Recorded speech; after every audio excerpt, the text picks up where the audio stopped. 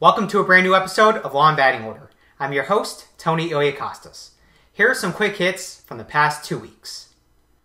Drama continues to unfold in Major League Baseball as the first steps have been taken to punish those directly involved in the Biogenesis scandal. This week, Milwaukee Brewers outfielder Ryan Braun came clean to Major League Baseball as he said that he indeed received and used performance-enhancing drugs from Tony Bosch, the head of the Biogenesis Health Clinic in Miami, Florida. Because he came forward about this, Ryan Braun was suspended for the rest of this season without pay, which means that he will not be making $3.5 million. Remember, this is not the first time Ryan Braun has been linked to PED use. Back in 2012, after being named the NL MVP, he tested positive for PEDs, but his suspension was overturned over procedural error in the drug testing process. Aside from Braun, there has been lingering rumors that Yankees third baseman Alex Rodriguez may face a lifetime ban for his PED use linked to Biogenesis. Much has yet to be seen regarding this whole scandal, but for now, it looks like MLB is not taking this issue lightly. On a lighter note, last week, baseball fans around the world had the privilege of watching one of the most special moments in the baseball season. That's right, I'm talking about the All-Star Game. This year's All-Star festivities were held at Citi Field, home of the New York Mets.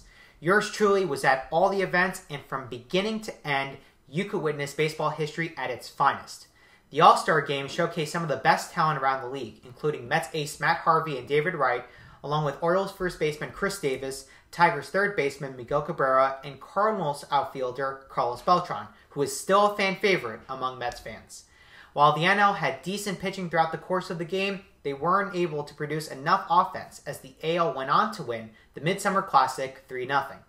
Regardless of who won or lost, the experience of having the All-Star Game in Queens is something I'll never trade up.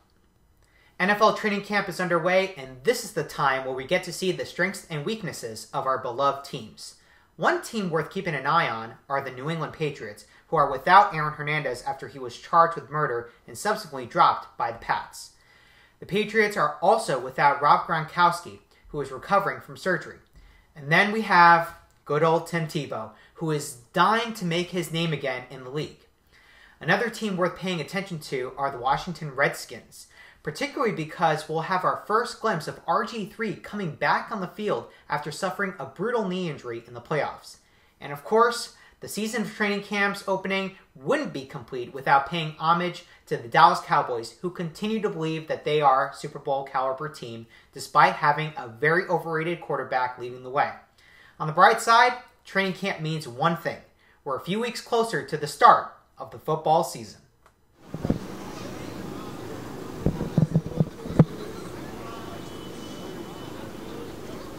In today's Order in the Court, we're switching things up a bit. As you can see, I'm not in front of the desk, there's no bobbleheads around me, and I don't have a sports attorney talking sports law with me. But I did want to take some of the most pressing sports law headlines out there and pose those questions to pedestrians here in New York City in Columbus Circle. Today, right here, right now, Law and Batting Order is taking it to the streets.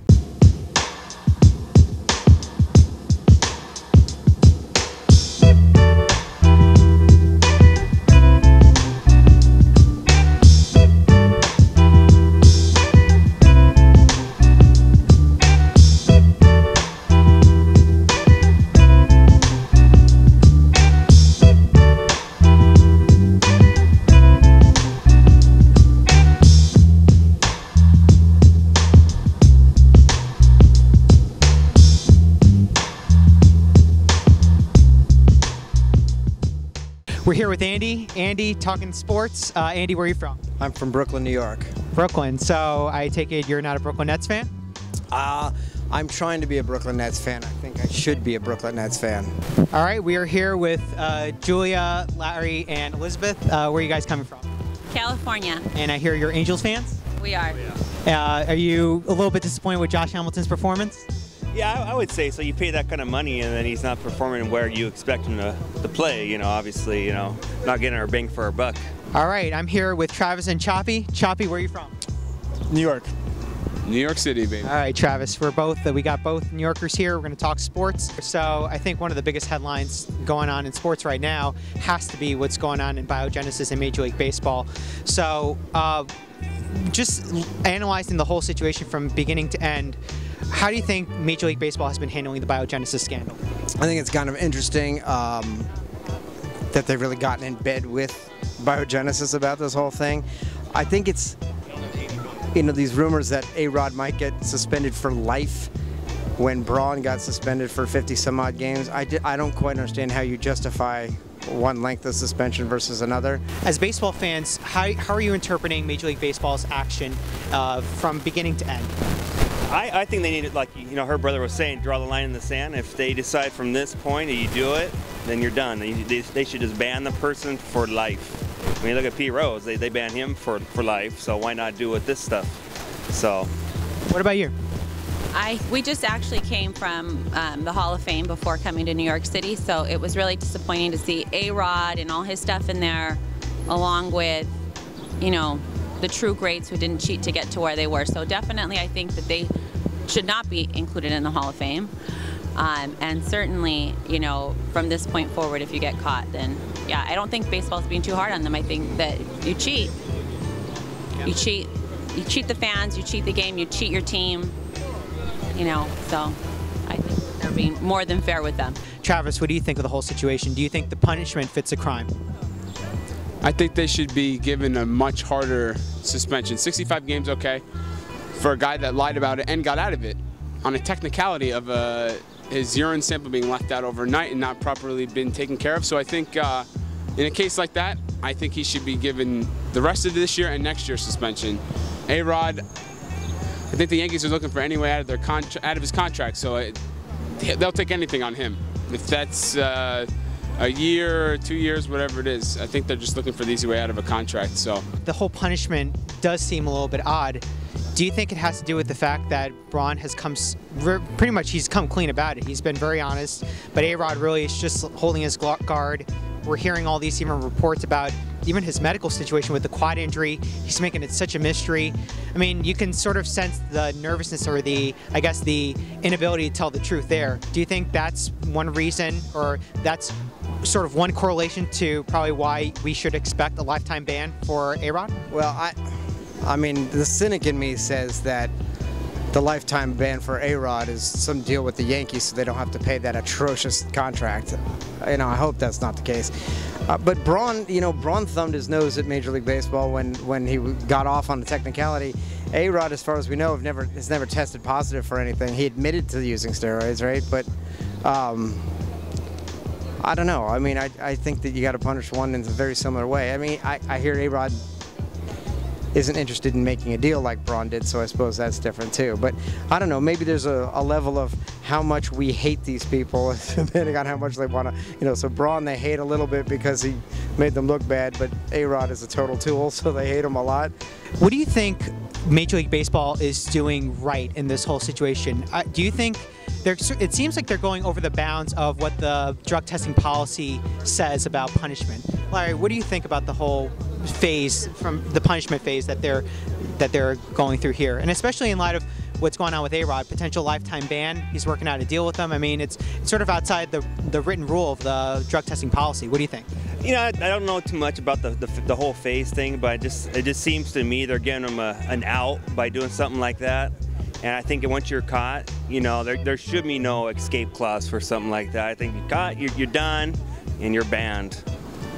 For guys who have been tested more than once and come through more than once, I think the suspensions are going to get tougher and tougher. I think Bud Selig's trying his best to get to the root of it, but I mean, nothing's going to happen unless, instead of doing like, the 3 strikes you're out rule, I think you just tell them, next time you guys get tested positive, it's a year. Don't give them, they're not children, Next time it's going to be a timeout. It's like, no. One time it happens, you're done for a year. So, hey, take away contracts and all that other stuff. So it seems that you're taking like the Pete Rose approach. You've done it once, you should be pretty much banned for life from the sport. Do you think that could help the sport in terms of like cleaning up the yuckiness in the sport, or do you think this will actually be do you think this could have long-term effects in the future for the whole sport itself as we know it?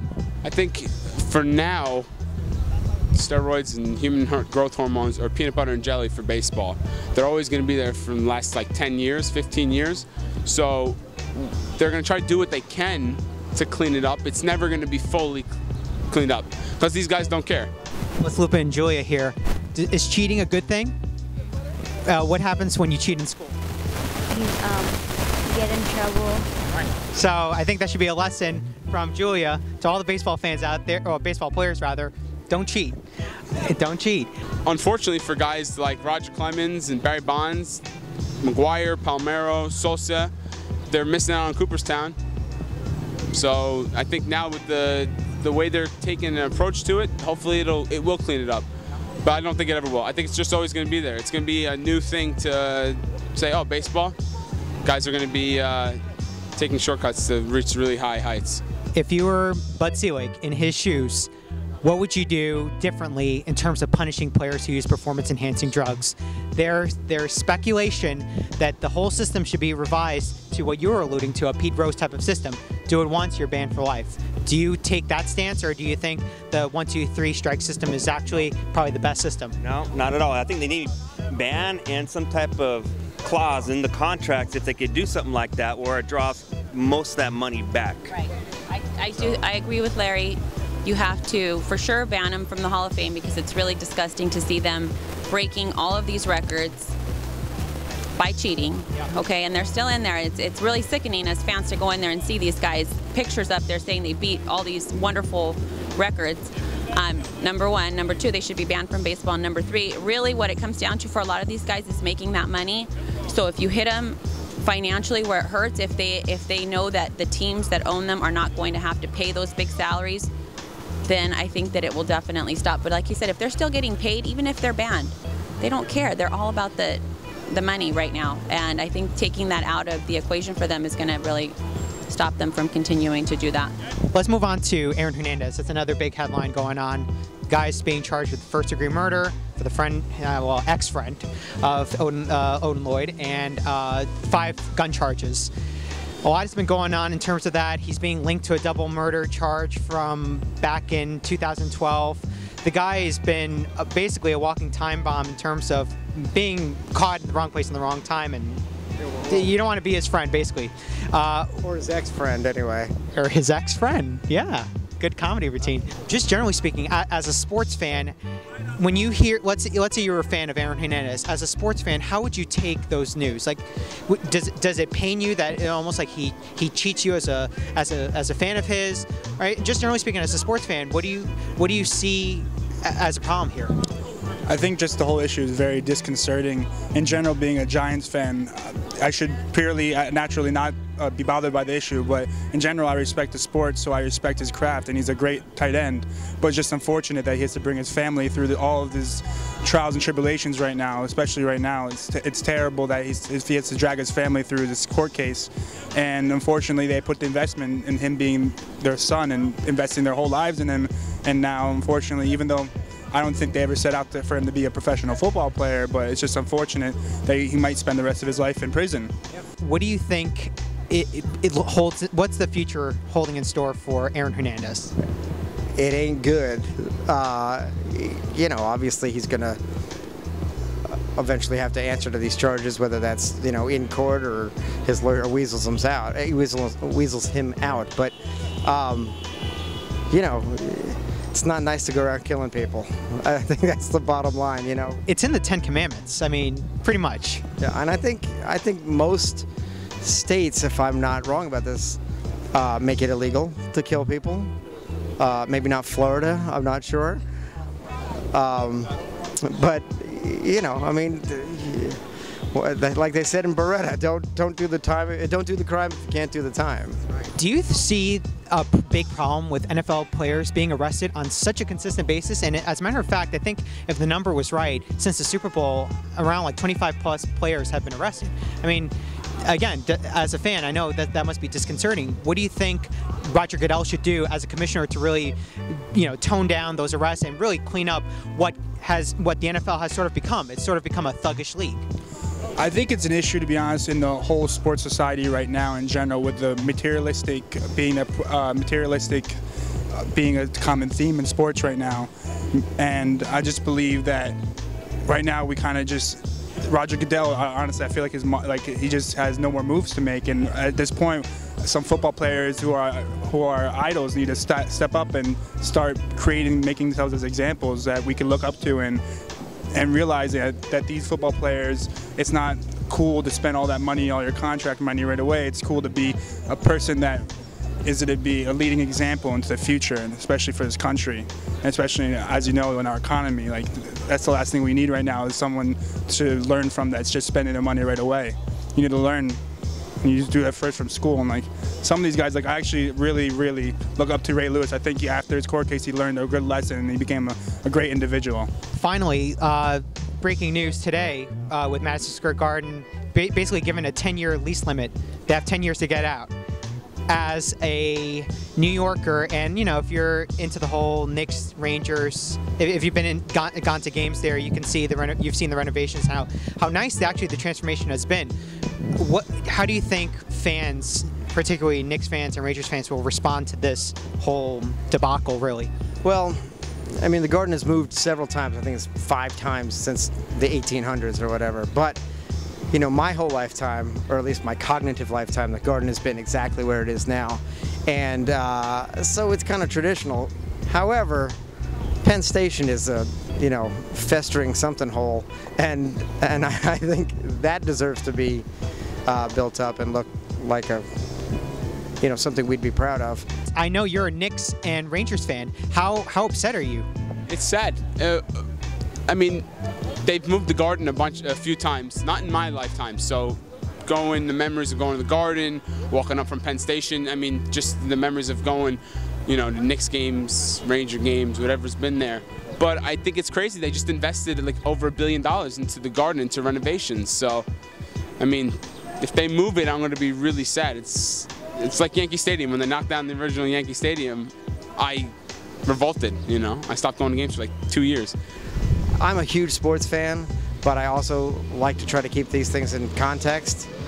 I don't know, it's complicated. I think the fans are going to be up in arms about it because, sports is all traditional, and if you're used to seeing the Garden where the Garden is, that's where you're going to want it to be. But at the same time, if it's better for the city for it to move a few blocks, no big deal. Now, they've also just put like close to $1 billion in renovations. Kind of a douche move to make the move within 10 years of that. That's like $100 million a year, and then you fold up shop. So that's a little rough. But I don't cry in my cereal a whole lot for the Dolans, I have to say. Yeah, I don't think anyone does, really. Maybe they do, but maybe they do, yeah. Just like Travis, I just remember growing up and always going to the Garden with my father and my family, just always going to Knicks games and going to Yankee games. Not huge hockey fans, but it's just, in general, going to concerts too. And it's just surreal to actually imagine the Garden not being there. I just can't imagine that. So in general, it's just hard to digest that whole thought. Yeah, it's just crazy. Yeah, it definitely is. And I'll tell you something, from the legal perspective, a lot of legal issues come up with that whole eviction, but time will tell. Travis, Choppy, thank you so much for... I want to say one thing on air. He mentioned Pete Rose. Pete Rose should be in the Hall of Fame. I agree. 100%. Pete Rose is the man. A-Rod, McGuire, Sosa, Palmeiro, all those guys, Bonds, Clemens, I don't care. Pete Rose should be in the Hall of Fame. Pete Rose, if you're watching this, you have a supporter. I want you in the Hall of Fame. Well, there you have it. Baseball fans talking sports, especially Biogenesis. Go Angels. Go Angels. Well, Andy, thanks for talking sports. And there you have it. Andy Merlis, say goodbye to the people. Goodbye, people. There you have it. Some exuberant fans talking sports. Many thanks to them for participating. If you have comments or suggestions about taking it to the streets, or if you wish to comment on the topics discussed, chime in. I'd love to hear what you have to say. Anyway, that's the show. Leave all your comments down below, and be sure to visit Law and Batting Order at lawandbattingorder.com, as well as on Facebook, Twitter, and Instagram. Take care, guys.